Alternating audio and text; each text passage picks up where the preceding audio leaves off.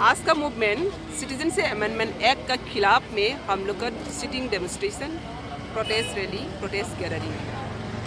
मैंने ये नहीं होने से आप लोग क्या बाद में क्या करेगा, किस तरह आंदोलन करेगा? ये आंदोलन तो 2016 से जारी है, चलते रहा।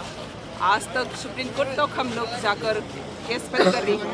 22 में सुप्रीम कोर्ट राय देने वाला हो, इसलिए सुप्रीम कोर्ट का हम लोग डिमांड कर रही है जो इंडिया का सर ट्रिपरा जो ट्रीटी हुआ था एक सवरेन कंट्री रेस्पेक्ट देना ही पड़ेगा सुप्रीम कोर्ट। और क्लियरली मेंशन है इंटरनेशनल ट्रीटी में जो त्रिपुरा का instrument of association article 5, 6, 7 clearly mention है जब भी इंडिया गवर्नमेंट ट्रीटी को डिफॉल्ट करेगा तब supreme court chief justice treaty का चीफ जस्टिस ये डिसाइड करके त्रिपुरा पीपल को राइट्स देना ही पड़ेगा। आपने जो केस किया है वो कब उठेगा फिर सुप्रीम कोर्ट में? 22 जनवरी।